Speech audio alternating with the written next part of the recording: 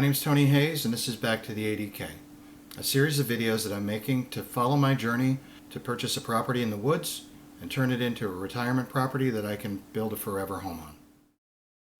One of the first things I didn't know when I started looking for a piece of property was the kind of research you need to do to be prepared to purchase a piece of land. One of the most important resources you can find is the Taxmap ID or tax ID for the property.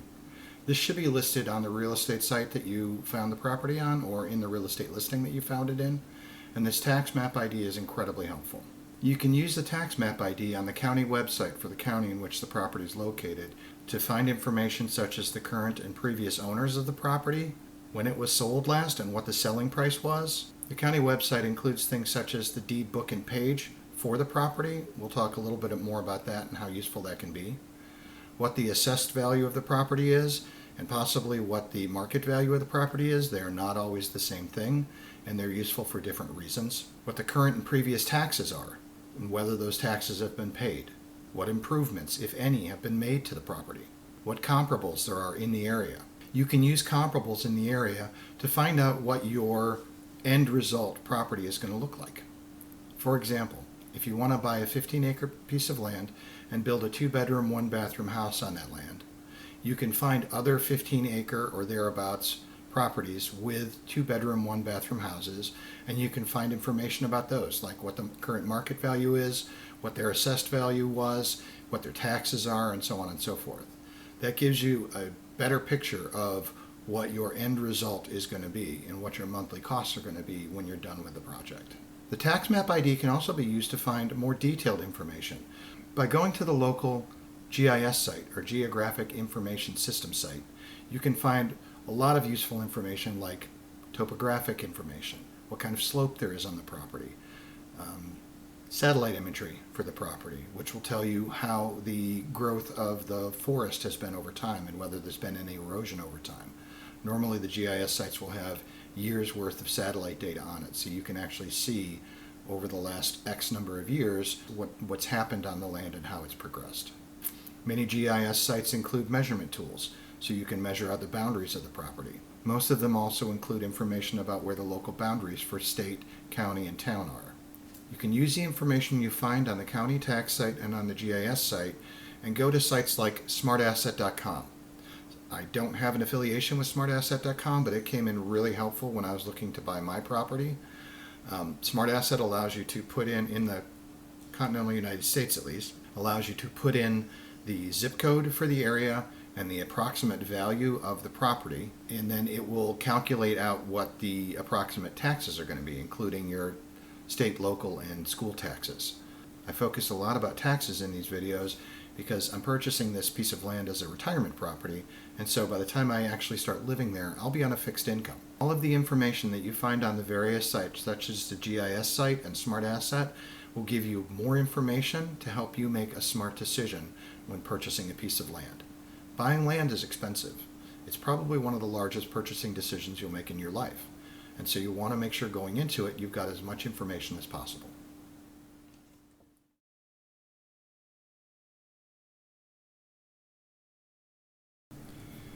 Tip 2 is to get as much information and history on the property as you can. You can use the deed book and page as well as the previous owners' names to do historical research on the property. This can take time, especially in the Northeast where the property records can go back several hundred years. Interesting story, my brother found the property he owns was originally given to a Revolutionary War soldier for his service in the war. So searching the property history can be fun and rewarding, but can also tell you useful information about the property itself. Things such as, are there any easements on the property? Easements are access to the property provided to a third party so that they have access to go onto the land. These are commonly issued to power companies, service companies, any third party that may need to access something on your land, but it's important to understand where those easements are because there's often restrictions on building across those easements. If a power company needs to drive onto your land to maintain the power poles, they don't want to have to drive through a barn. So understanding where the easements are is incredibly helpful. Liens on the property, unpaid taxes, unpaid mortgages, any kind of outstanding debt on the property can show up in the lien search. These generally have to be paid by the seller before the sale can go through, but you don't want to find out right at the end of the process when you're getting ready to close on the deal that there's an unpaid lien, and that's going to cause the sale to take several days or weeks longer than you expected. Important permits on the property can also be found through a historical search. The area that I'm purchasing in is inside the Adirondack Park. The Adirondack Park in New York State is the largest state park in the continental United States and includes 6 million acres of privately and publicly owned land. Half is public and half is private. New York State is committed to keep this park in a forever wild state. That means the parklands that are state-owned are maintained by the state, but the parklands that are privately owned also can have restrictions on them as far as what you can and cannot build, how many buildings you can have on the property, and how high those buildings can be. Some people may find this restrictive. I think it's a small price to pay to live in essentially an untamed wilderness, and it will stay that way forever.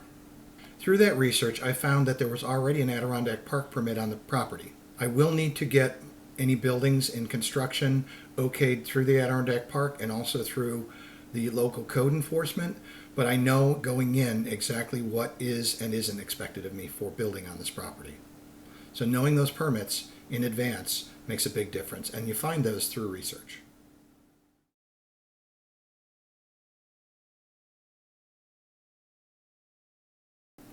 Tip number 3, be skeptical and think with your head, not your heart. This can be one of the hardest things to do. It's very easy when you're searching for a piece of land and you have this dream in your head about what you want to do to find a piece that looks perfect and jump on it right away, especially since oftentimes these properties go on and off the market quickly, sometimes a matter of hours. As I said before, though, buying a piece of land is one of the largest decisions you're going to make in your life, so make sure that you're doing the right thing. That involves upfront planning to understand what you want to do with the land and what qualifications you have to make it work for you. Yes, it's important that you love the property, but it's also important that it has all the factors that you need to make it a livable piece of land for you. Some of my qualifications when I was looking for a piece of land include the following. Is it landlocked? Landlocked land does not have direct access to the property. That was basically out. Anything that was landlocked and did not have at least an easement onto the property was out of the running. Is the property on a 4-season road or is it on a seasonal road? Seasonal roads are often not maintained by the state or the county, and so you'll be responsible, at least in part, for maintaining that road onto your property. We're not talking about a driveway here. We're talking about a road into the area so that you can access your driveway. I needed a property that was on a 4-season road that was maintained by the state or the county. So that was one qualification. Can you get water on the property? This is going to be a place where I want to build a home and live. So getting water is important. There are many ways to get water. Springs, rain catchment, a well, public utilities are all different ways that you can do water. I personally wanted to be on a well, and so finding a piece of property that had easily available water was important. You can research average well depth in the area by looking at local well permits and also by going to the USGS Active Groundwater Database. I'll put a link in the description below. This can help you get an idea of potential water availability, but it's important that when you get closer that you walk the property and look for signs of water. There are plenty of videos already on the internet about how to find water on a property, but one of the easiest ways is to look around for water-loving trees. In my area, that was birches and maples. If there isn't already a well on the property, but there are water-loving trees, that generally means that you can drive a well and hopefully within a very short distance reach potable water. A well is necessary when you want to live on the property and can be one of the most expensive improvements you need to make. Anywhere from $5,000 to $150,000 depending on how deep you need to drill. Also, there's a good chance, if you're not sure that there is water in the area, you could drill down, spend all the money to get down to the bottom of the well and find it dry. Water can be a problem as well. If you have too much standing water on the property, or you have a river or stream directly across the entire front of the property, that means you'll need to build a bridge before you can even access the land, and that may mean involvement with government agencies such as the Department of Environmental Conservation. For me, that was also a deal breaker. I did like the idea of having a stream on my property, but so often I'd find a piece of property that I thought was great, and then I'd find out that there was a stream directly across the front of the property that I would have to bridge, and it would involve a lot of government oversight, building culverts, and so on and so forth. It was an expensive proposition to get in, so I just ruled those types of properties out of my search. Can you put in a septic system, or do you have access to a public sewer system? If the property contains a protected waterway, or if it's close to a protected waterway, you may not be able to put in a standard septic system, which might mean additional cost to put in a very expensive system that does extreme filtration.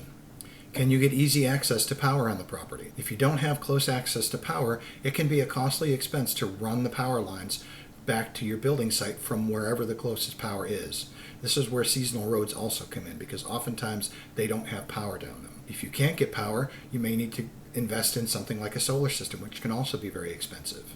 Does the property have direct access to sunlight? Is the solar system even viable? So power is also a big concern that can be an additional expense when you go to utilize the property you just purchased. Planning on homesteading?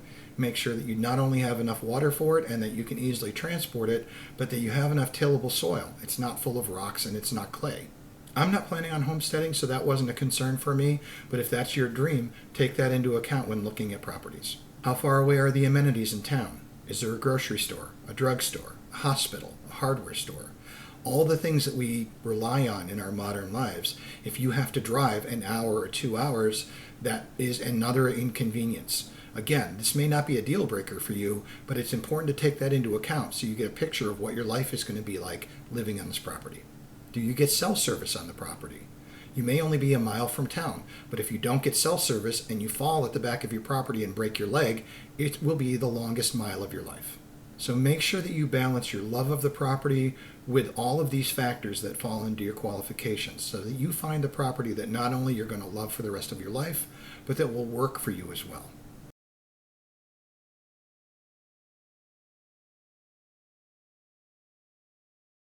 I have more of these tips that I wish I'd known, but I'm going to break this video into 3 parts to make it more digestible. I started recording this and realized it would be a 2-hour video if I went into all the detail for all of the tips. I hope you return to this channel for the remainder of my tips, and like and subscribe if you want to be alerted when these new videos are published. Thanks for watching. I'm going to finish out this video with some images of my trip that I took in the fall to close on the property and build a deck. My first step to making this property my forever home in the woods. Thanks for watching.